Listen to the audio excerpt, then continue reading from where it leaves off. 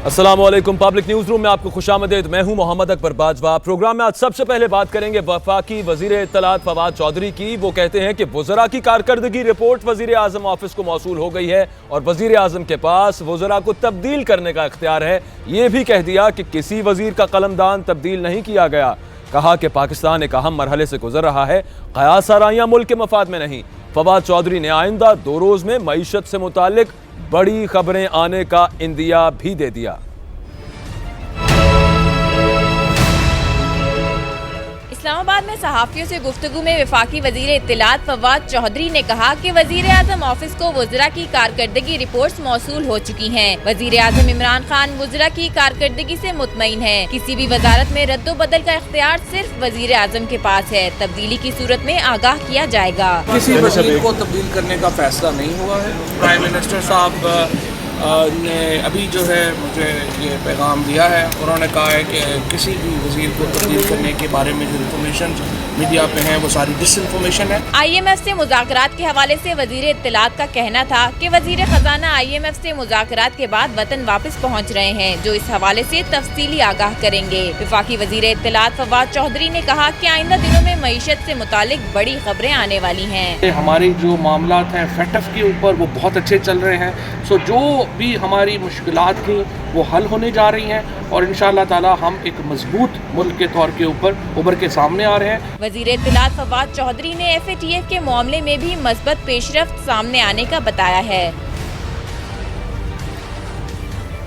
फवाद चौधरी साहब की ये गुफ्तगू आप मुलाहिजा कर रहे थे। उनका ये बताना था कि वज़ीर आज़म से उनकी मुलाकात हुई, जिसमें वज़ीर आज़म ने उन्हें ये बताया कि जो क़यास आराइयां हैं, मीडिया में जो बातें हो रही हैं और ओवरऑल जो रूमर्स फैली हुई हैं कि कुछ वज़रा का कलमदान तब्दील किया जा सकता है, तो इस किस्म की खबरों में कोई सच्चाई नहीं है। इन तमाम अफवाहों का गला घोंट दिया आज फवाद चौधरी साहब ने। कुछ वजारतें ऐसी हैं जिनके बारे में ये कहा जा रहा था कि वहाँ पर कारकर्दगी वज़रा की अच्छी नहीं है, तो चेंज किए जा सकते हैं कलमदान। इस अफवाह के बारे में फवाद चौधरी ने आज क्लैरिफिकेशन दी। उसके अलावा मईशत के हवाले से उन्होंने कहा कि 2-3 दिन में अच्छी खबर आ सकती है और इससे पहले फैसल वाडा साहब भी कह चुके हैं 4-5 हफ्ते में कुछ बहुत ही अच्छी खबरें आ सकती हैं मईशत के बारे में।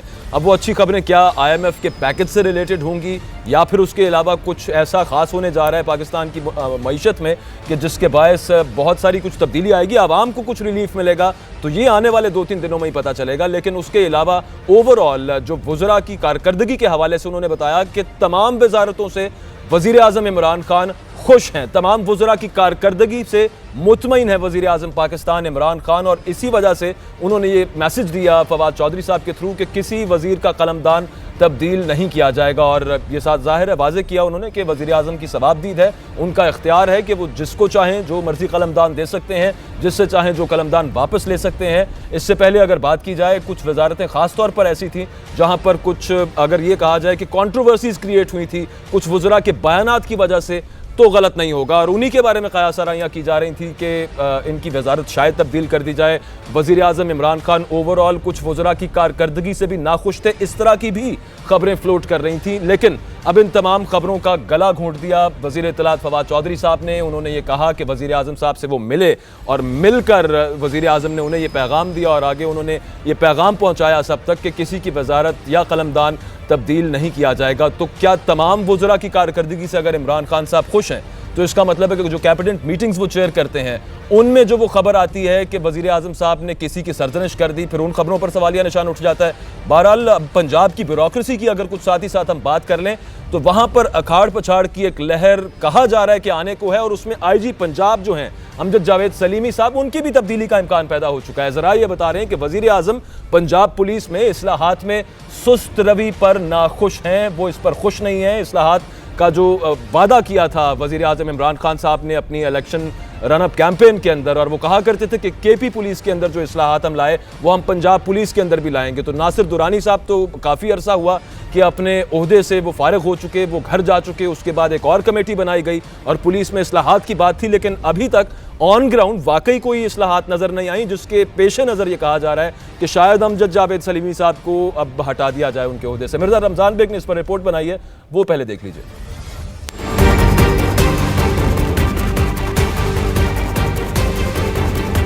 पंजाब में अफसरशाही की गैर तसल्ली बख्श कारकर्दगी, वजीर आजम इमरान खान की हदायत पर ब्यूरोक्रेसी में बड़े पैमाने पर तब्दीली के इम्कानात ने हलचल मचा दी। पंजाब में आला ब्यूरोक्रेसी में अखाड़ पिछाड़ के बाद IG पंजाब अमजद जवेद सलीमी की भी तब्दीली का इम्कान है। वजीर आजम इमरान खान पुलिस इस्लाहात में सुस्त रवि पर IG पंजाब से खुश नहीं। पुलिस राय के मुताबिक IG पंजाब के लिए साबिक IG पंजाब आरिफ नवाज खान और IG motorway AD Khwaja favourite उम्मीदवार हैं।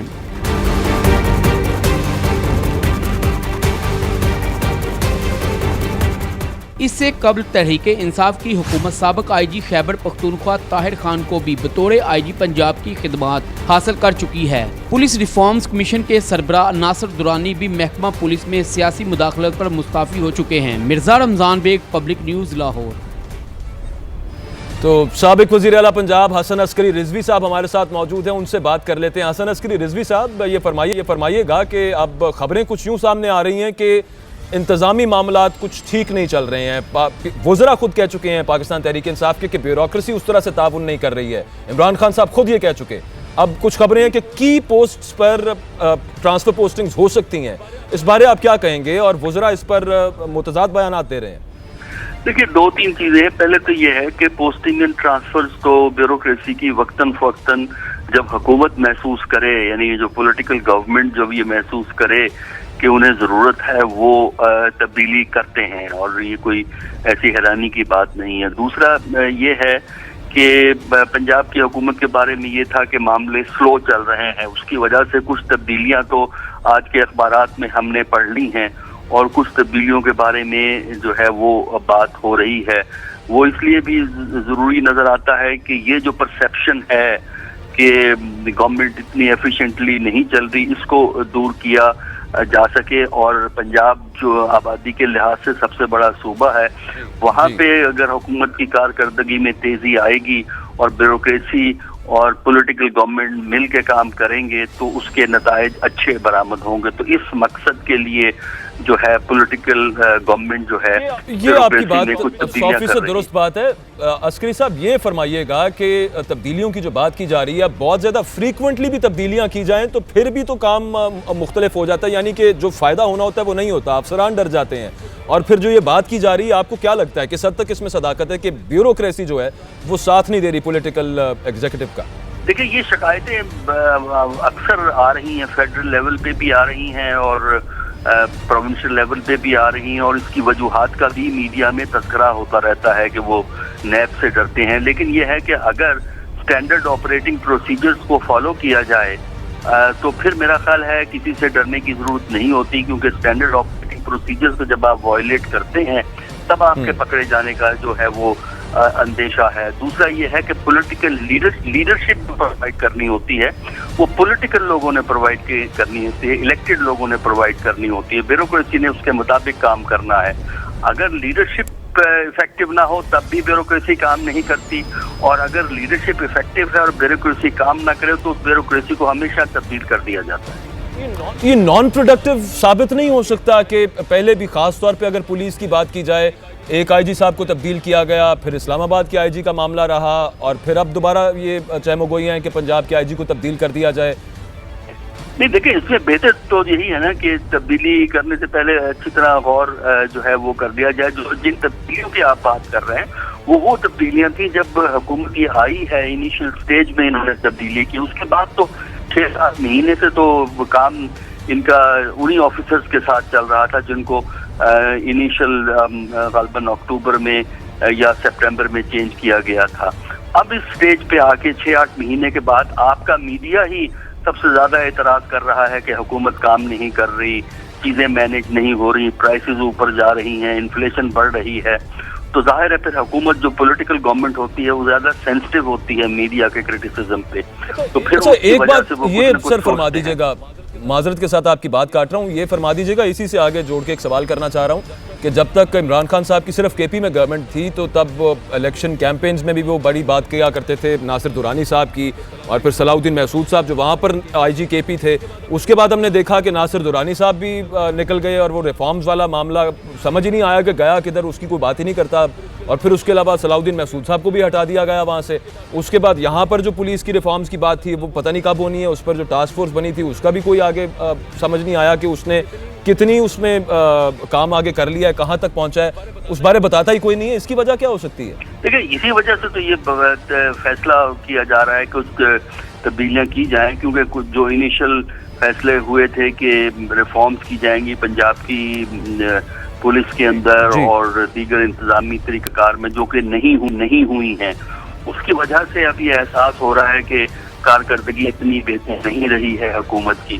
तो उस सिलसिले में मेरा ख्याल है कि एक ओवरऑल तब्दीलियाँ होंगी, जिसमें हो सकता है कैबिनेट के कुछ पोर्टफोलियो भी आगे पीछे तब्दील कर दिए जाएं। इसी तरह ब्यूरोक्रेसी में भी तब्दीली जो है वो की जा रही है। ये वैसे तो हुकूमत का प्रीरोगेटिव होता है, लेकिन असूल ये है कि अच्छी तरह सोच समझ के गौर करके फिर आप ये अच्छा quickly sir, last question sir, सिर्फ ये कि क्या ब्यूरोक्रेसी उतना एफिशिएंटली काम नहीं कर रही, या फिर जिन ब्यूरोक्रेट्स को लगाया गया वो गलत फैसले थे? देखिए, ये इस तरह नहीं है। बात होता ये है कि जो है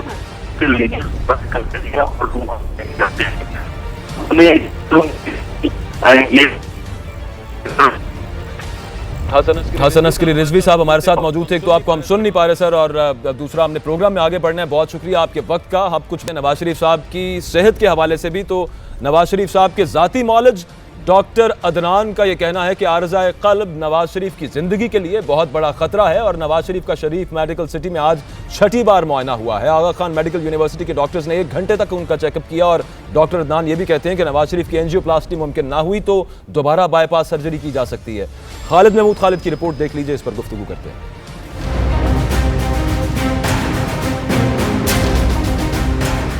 साबिक वज़ीर-ए-आज़म नवाज शरीफ इलाज के लिए जमानत पर रिहाई के 20वें रोज 6ठी बार शरीफ मेडिकल सिटी पहुंचे, जहां कराची से खुसूसी तौर पर आई हुई डॉक्टरों की टीम ने उनका तिब्बी मुआयना किया। जितने भी अब तक इन्वेस्टिगेशंस हुई हैं, जो मेडिकल रिकॉर्ड है, they have gone through it and they will form an opinion and they will look into it that how to go about it, किस तरह उसका इलाज करना है और क्या उसका लाएअमल होगा। ज़ाती मुआलिज डॉक्टर अदनान ने कहा कि साबिक वज़ीर-ए-आज़म को कई इमराज लाहक हैं, लेकिन दिल का मर्ज उनकी ज़िंदगी के लिए सबसे बड़ा ख़तरा है। मेजर कंसर्न जिसमें उन हार्ट डिजीज़ है, the heart disease itself coronary artery disease है, मतलब ब्लॉकेजेस हैं हार्ट में, वेसल्स में। नवाज शरीफ के ज़ाती मुआलिज डॉक्टर अदनान ने कहा कि नवाज शरीफ का डॉक्टरों की ज़ेरे निगरानी इलाज जारी है, जब ज़रूरत महसूस होगी उन्हें अस्पताल दाखिल कर दिया जाएगा। We are treating him, we are managing him, और जिस स्टेज पे ज़रूरत पड़ेगी हॉस्पिटलाइजेशन की तो उनको हॉस्पिटलाइज भी किया जाएगा। नवाज शरीफ की जमानत की मुद्दत खत्म होने में 22 रोज बाकी हैं, लेकिन डॉक्टरों की टीम फैसला नहीं कर सकी कि पाकिस्तान या बैरून मुल्क उनका बाकायदा इलाज कब शुरू होगा।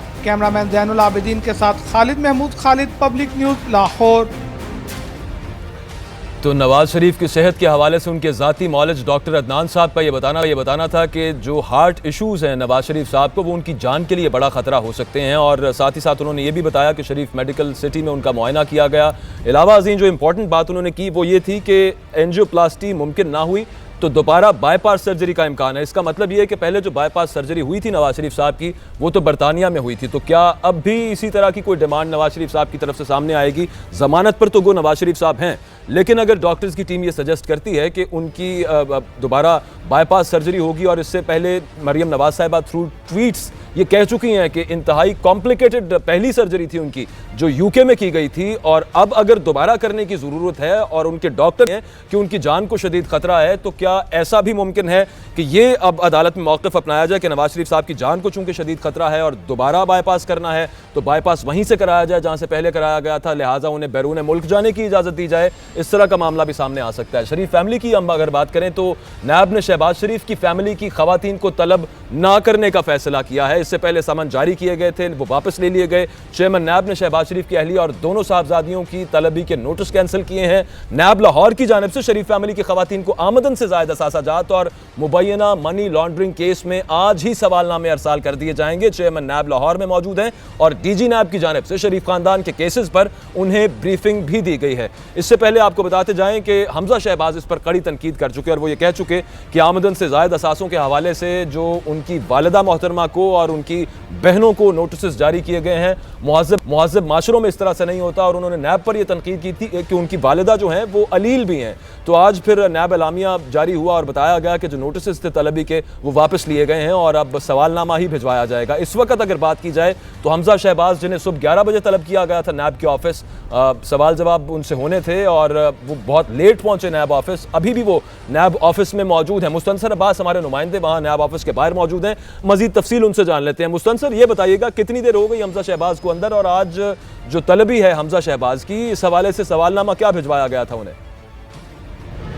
जी हाँ, बिल्कुल। हमजा शहबाज जो अपोजिशन लीडर पंजाब असेंबली है, उनको नैब लाहौर ने आज दिन 11 बजे तलब किया था। वो कुछ घंटों की ताख़ीर के बाद नैब ऑफिस लाहौर पहुँचे। ज़राए के मुताबिक हमजा शहबाज के अपने वकला के साथ इस हवाले से मुशावरत जारी थी और वो जो उनको रमज़ान शुगर मिल में तलब किया गया था, इस हवाले से रमज़ान शुगर मिल केस में हमजा शहबाज पहले भी एक बार पेश होकर अपना बयान रिकॉर्ड करवा चुके थे।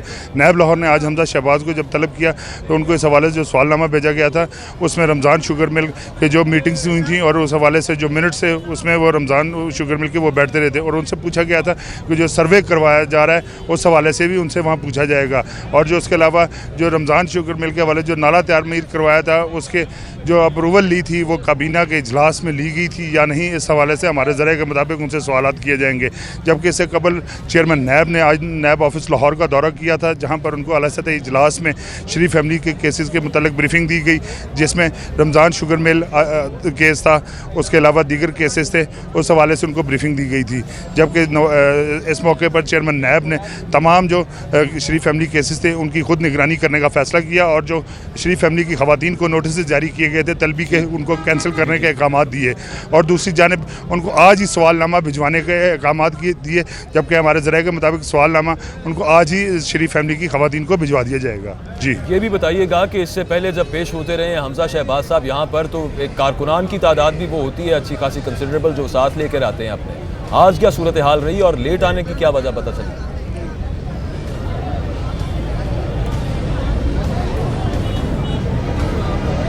मुस्तनसर, आवाज़ आ रही है आपको? मुस्तनसर अब्बास से रब्ता करेंगे। फिलहाल आपको ये ताज़ा खबर है जिससे अपडेट कर रहे थे। हमजा शहबाज इस वक्त नैब ऑफिस लाहौर में मौजूद हैं। 11 बजे उन्हें तलब किया गया था, कुछ घंटों की ताख़ीर से वो यहाँ पर पहुँचे और आज उनसे रमज़ान शुगर मिल के हवाले से सवालात किए जाएंगे। सवालनामा इससे पहले उन्हें भिजवाया गया था और उन्हें ये कहा गया था कि जो मीटिंग्स होती रहीं उनके मिनट्स के मुताबिक हमजा शहबाज उन मीटिंग्स में मौजूद होते थे रमज़ान शुगर मिल्स में, और जो नाले पर तामीर की गई थी, जो उसकी सर्फिस को कवर किया गया था, और शहबाज शरीफ साहब भी से भी इस हवाले से सवालात पूछे गए थे। तो हमजा शहबाज से भी पूछा जाएगा। आज ये कहा जा रहा है नैब ज़राए की जानिब से कि आपका इसमें क्या रोल रहा है। यहाँ पर एक ब्रेक ले लेते हैं प्रोग्राम में, वापस आते हैं कुछ और खबरों के साथ। हमारे साथ हैं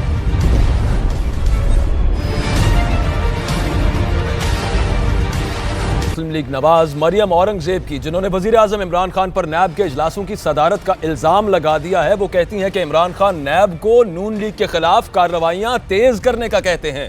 नून लीग और पीपल्स पार्टी नैब नहीं इमरान खान की जद में है। ये भी कहा कि खाली बर्तन ज़्यादा शोर करता है और हुकूमत भी एक खाली बर्तन की तरह है। ये भी कह दिया साथ के अलीमा खानम की जायदाद का जवाब भी देना पड़ेगा। वो क्या रही थी, सुन लीजिए।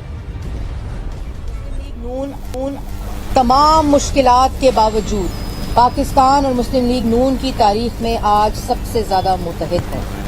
मुश्किलात का सामना है क्योंकि अना पसंद से वास्ता पड़ा है।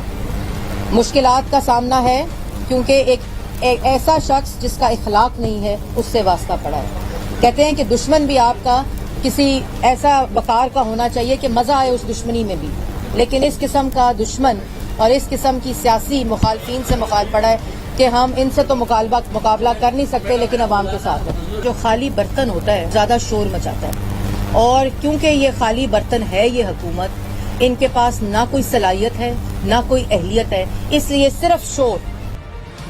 मरियम औरंगजेब की गुफ्तगू आपने सुनी, इस पर कुछ सवालात खड़े होते हैं जिन पर बात करेंगे। इस वक्त आपको सिंध असेंबली लिए चलते हैं जहां पर मुराद अली शाह इस वक्त इज़हार ख्याल कर रहे हैं। जमीन के नीचे था, यहाँ पे कोयला है नहीं, हमें ये डराया गया। कोई और अगर होता ना पाकिस्तान पीपल्स पार्टी की जगह पे तो एकदम यू टर्न ले लेता कि यह कोयला शायद है ही नहीं, हम इतना खर्चा करेंगे और कुछ नहीं निकले नीचे से। फिर कहा गया कि इस कोयले का सल्फर कंटेंट ज्यादा है, फिर कहा इसमें मॉइस्चर बहुत ज्यादा है, ये आप लोग पैसे ज़ियान कर रहे हैं, बर्बाद कर रहे हैं। मैंने जैसे कहा कोई और होता तो इन सारी बातों पे यू टर्न लिया जाता, आगे नहीं बढ़ता। लेकिन ये सिंध हुकूमत की रिजॉल्व थी, हमारे कायदीन बिलावल भुट्टो जरदारी साहब, आसिफ अली जरदारी साहब की गाइडेंस थी कि हम आगे बढ़ते रहे। और कई मुश्किलात आई, हमें सॉवरन गारंटी चाहिए थी। मैं शुक्रगुजार हूँ राजा परवेज़ अशरफ साहब जब प्राइम मिनिस्टर थे, उन्होंने वो सॉवरन गारंटी दी, 2012 के एंड में या 13 के शुरू में था। अनफॉर्चुनेटली पाकिस्तान पीपल्स पार्टी की हुकूमत चली गई। जब अगली हुकूमत आई तो उन्होंने इतने रोड़े अटकाए उसमें वो सॉवरन गारंटी के लिए, और कहा कि सॉवरन गारंटी तब देंगे जब सिंध हुकूमत इसको बैकस्टॉप करे। हमने कहा जी हम करने के लिए तैयार हैं। उन्होंने कहा नहीं, ऐसे नहीं, आप लिख के दें कि अगर ये गारंटी कॉल होगी तो हम जो NFC में पैसे देते हैं आपको उनमें से काट लेंगे हम। हमने बड़ा समझाने की कोशिश की कि इस टाइप हम भी हुकूमत हैं, आप भी फेडरल गवर्नमेंट हैं, जब एक कमिटमेंट हम आपको दे रहे हैं तो आपको ये लफ्ज़ लिखने की क्या ज़रूरत है। लेकिन उन्होंने नहीं माना, हमने वो भी इनकी बात मानी। यहाँ पे इंफ्रास्ट्रक्चर की ज़रूरत थी, रोड्स, पानी की पहुँचाने के लिए वहाँ थर में, ताकि पावर प्लांट्स चल सकें, वहाँ जो अफ्लुएंट निकल रहा था उसकी डिस्चार्ज के लिए थी, एयरपोर्ट।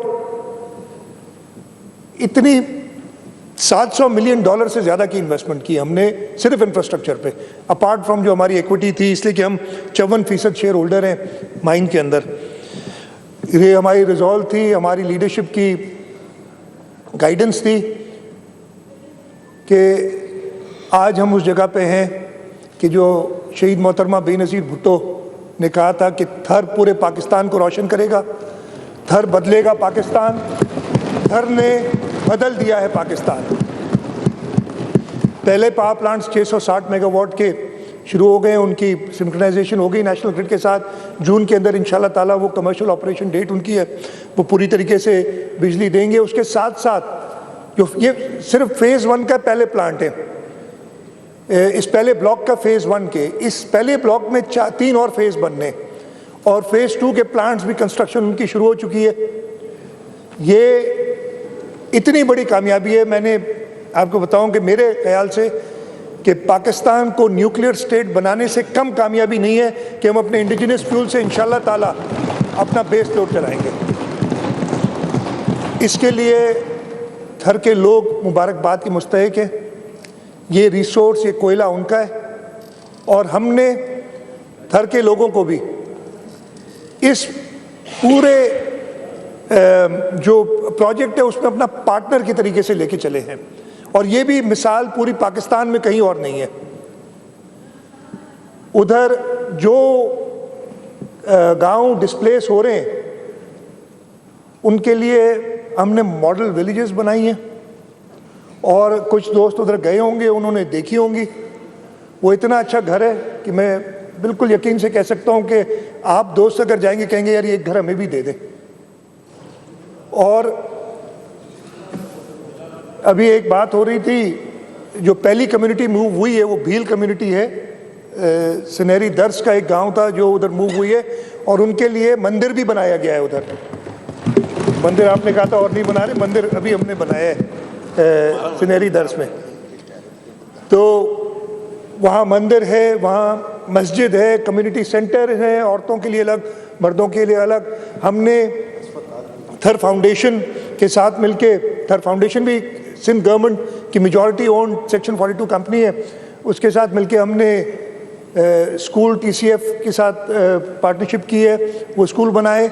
अस्पताल, वो तो छोटा पहले मारवी क्लिनिक बनाया था, अभी इंशाल्लाह 250 बेडेड अस्पताल हम बना रहे हैं, जो कि जिसकी मैनेजमेंट हम इंडस हॉस्पिटल को दे रहे हैं। तो ये सारी बातें ऐसी हैं जो पहले कभी पाकिस्तान में नहीं हुई। हर शख्स जो ब्लॉक 2 का है वो गेनफुली एम्प्लॉयड है थर कोल माइंस में। उस पूरे गांव के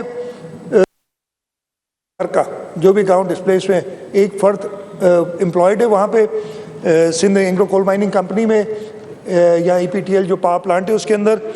उसके अलावा जो भी डिस्प्लेस हुए हैं हम उनको शेयर होल्डर बनाना चाहते थे, लेकिन जब लोगों से बात हुई लोकल, उन्होंने खुद कहा कि जी हमें ये शेयर वेयर का नहीं पता, कल को घाटा हो जाएगा, हमें तो पक्की इनकम बताएं। तो हमने उसका इंतज़ाम किया हर ख़ानदान को, और 1228 if I remember the number correctly जो इस ब्लॉक 2 में डिस्प्लेस हुए हैं या गुरानो रिजर्वायर में जो डिस्प्लेस हुए हैं, उनको लाख रुपए साल का हम सिंध हुकूमत अपने प्रॉफिट्स में से देगी, और वो हम कमिट कर चुके हैं, और इंशाल्लाह पहली केस चली जाएगी फॉर लाइफ। तो उनको हमने पार्टनर्स बनाया है। ऐसी इधर लोग बात करते हैं बाकी जगह पे जहाँ पे फेडरल गवर्नमेंट ने ऑयल और गैस को एक्सप्लोर करके और वो नेचुरल रिसोर्सेज बलूचिस्तान में, सिंध में लिए हैं और लोकल लोगों को कुछ नहीं मिलता। हमने ये इंश्योर किया है कि लोकल्स को, इसलिए कि ओनर्स वही हैं, सब कुछ उन्हें मिले। एक बड़ा मसला जैसे आज तक वो हम सुनते हैं कि जी बलूचिस्तान सुई में से गैस निकली थी, आज तक सुई में गैस नहीं है। हमने कहा कि जी यहाँ थर में जो भी 50 यूनिट लेते हैं जो बिलो सब्सटेंसेस। वज़ीर आला सिंध मुराद अली शाह इजहार ख्याल कर रहे थे सिंध असम्बली में, और उनका ये कहना था कि पाकिस्तान में पहली दफ़ा ऐसा हो रहा है कि पाकिस्तान की इंडिजिनस जहाँ से जो कोयला यहाँ से निकाला जा रहा है उसी से यहाँ पर एनर्जी पैदा की जाएगी। और थर कोल मंसूबा जिसका संग बुनियाद कुछ रोज़ पहले बिलावल भुट्टो जरदारी ने रखा था, उसके हवाले से वो डिफरेंट प्रोजेक्ट्स जो उसके साथ जुड़े हुए हैं उनका बता रहे थे कि सिंध के लोगों के लिए वो फ़ायदा कर किस तरह होंगे। एक ब्रेक लेते हैं, यहाँ पे वापस आते हैं कुछ और इशूज़ के साथ।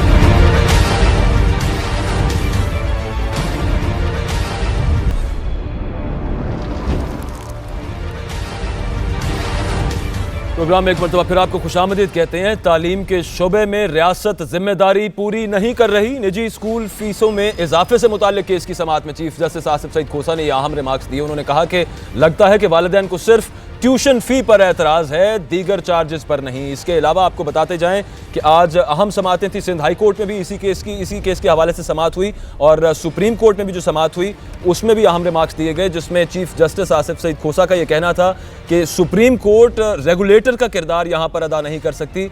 कितनी फ़ी होनी चाहिए या कितनी फ़ी रखनी चाहिए किसी भी स्कूल को, वो उसका तयन करना सुप्रीम कोर्ट का काम नहीं। इस हवाले से अमजद भट्टी की रिपोर्ट है, वो देख लीजिए।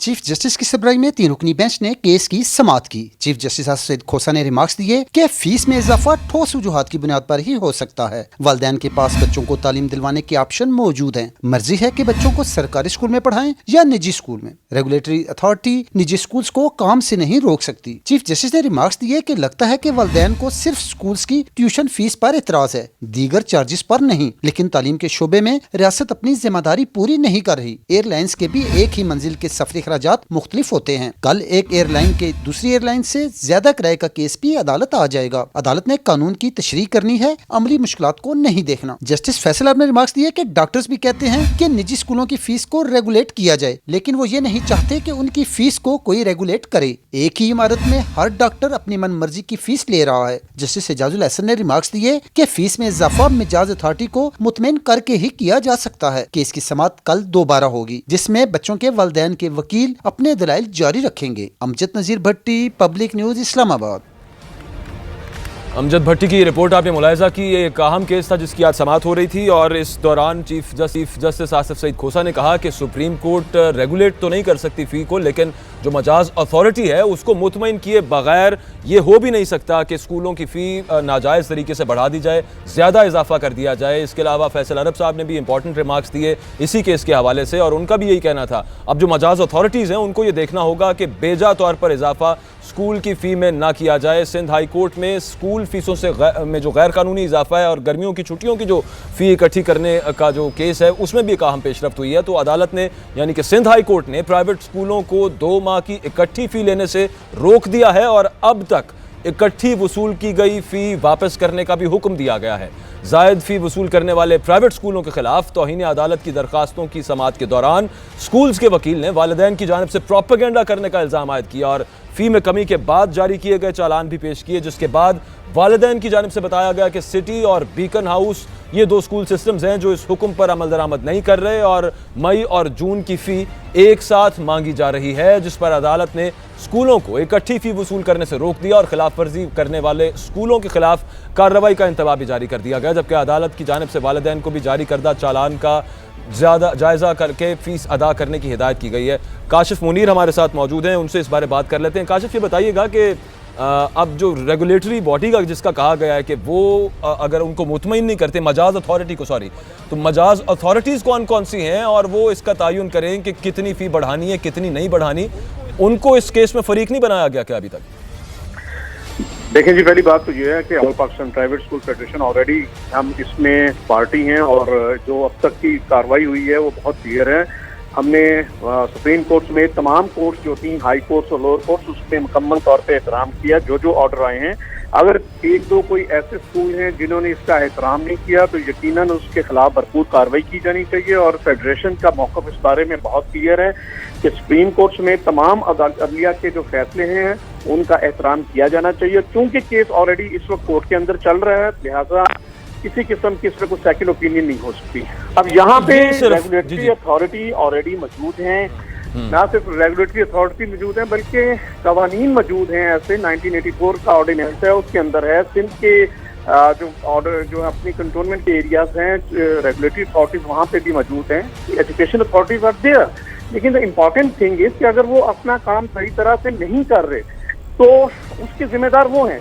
अब प्राइवेट स्कूल को पहले से ही जो है एक फीस सालों से एक तरीकाकार मैकेनिज्म था, हर साल उसके अंदर 5 से 10% तक इजाफा होता था और उसमें जो है वो एक लिमिट के अंदर ही रहा है।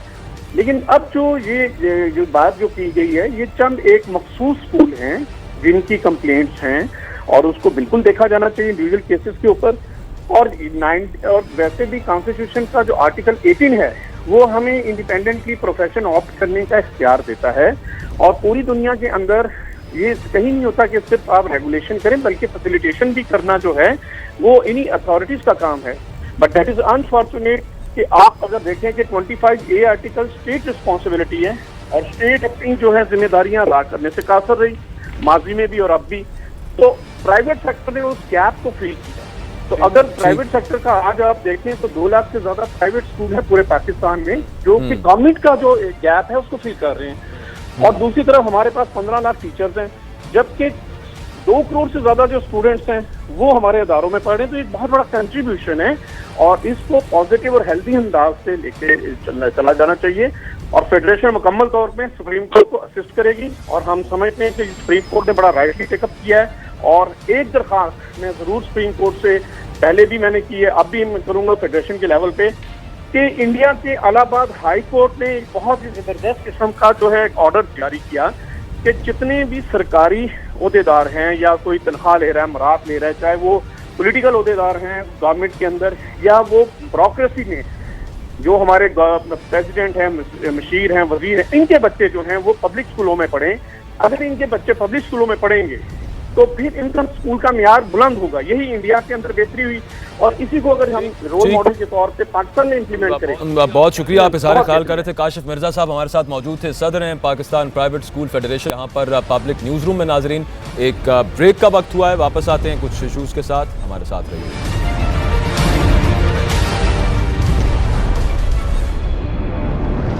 दारुस्सेहत एक अस्पताल है, वहाँ पर एक नन्ही कली को गलत इंजेक्शन लगा जिसके बायस उसका जिस्म मफलूज हो गया, बमुश्किल जान बची। परेशान हाल जो वालिदैन हैं वो दुहाइयाँ दे रहे हैं, जिस पर वज़ीर आला सिंध ने नोटिस ले लिया है। मैं FIR मैनेजमेंट के खिलाफ करूंगा। ICU में गेम खेली जा रही है। कराची में गलत इंजेक्शन ने फूल सी बच्ची को मौत की दहलीज पर पहुंचा दिया। दारुल सेहत अस्पताल के अमले की मुबैना गफलत ने 9 माह की बच्ची को मफलूज कर दिया। गुज़िश्ता हफ्ते 9 माह की जुड़वा बच्चियों को डायरिया की शिकायत पर गुलिस्तान जोहर में वाक़े दारुल सेहत अस्पताल लाया गया, जहां 3 मुख्तलिफ औकात में दोनों बच्चियों को ड्रिप्स लगाई गयी। जब बेटियों को घर ले जाने लगे तो निशवा की हालत खराब हो गयी। निशवा के वालिद का कहना है कि जो इंजेक्शन 24 घंटे के अंदर जिस्म में तहलील किया जाता है वो यकमुश्त लगा दिया, जिसके लगते ही बेटी की हालत खराब होने लगी और होंठ पीले पड़ गए। कैसर का कहना है कि अस्पताल ने बाद में तस्दीक की, बच्ची को गलत इंजेक्शन की वजह से उसकी तबीयत बिगड़ गई। निशवा 1 हफ्ते तक वेंटिलेटर अस्पताल में ही एडमिट रही और गुज़िश्ता रात जब वेंटिलेटर हटाया गया तो बच्ची माजूर हो चुकी थी।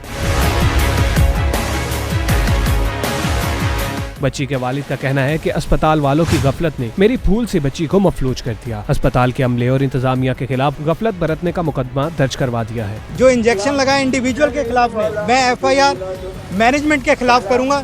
ये जितने लोग हैं उस हायरार्की में, उस ड्यूटी रोस्टर में जितने लोग आते हैं, वो उन सब के खिलाफ होगी FIR। अस्पताल के मालिक आमिर चिश्ती ने मामले पर अपना मौक़िफ़ देने से इनकार कर दिया। तशवीशनाक सूरत हाल है ये रिपोर्ट आपने मुलाहिजा की। ये सिंध का एक अस्पताल है कराची शहर में जहाँ पर ये मामला पेश आया। और अब अहम बात इसमें नाज़रीन ये है कि वज़ीर आला सिंध ने इसका नोटिस तो ले लिया है। अब अमले से पूछा जाएगा कि उन्होंने यहाँ पर गफलत क्यों बरती, लेकिन होगा क्या, इस पर बनेगा क्या। इससे पहले भी इस तरह के बहुत से केसेस हम देखते रहे, मुख्तलिफ शहरों में रिपोर्ट होते रहे हैं, लेकिन अपने मंतकी अंजाम को पहुँचते हमें वो केसेस नज़र नहीं आ रहे। यहाँ पर ऐसा क्या डिफरेंट होगा, ये अब आने वाला वक्त बताएगा। वज़ीर आला सिंध साहब इसका नोटिस ले चुके हैं। पुलिस ने भी अब सुनने में आया है, लेटर से इत्तला है कि वहाँ पर कार्रवाई की है और पूछगछ की जाएगी। लेकिन ओवरऑल इस बात का रिकॉर्ड किस तरह से इस बात को असर्टेन किया जाएगा कि क्या गलत मेडिकेशन दी गई इस बच्ची को जिसकी वजह से इसका दिमाग मफलूज हो गया और जिस्म भी मफलूज हुआ और सिर्फ बमुश्किल इसकी जान बच पाई। आज के पब्लिक न्यूज़ रूम से इतना ही, मुझे दीजिए इजाज़त, अल्लाह हाफ़िज़।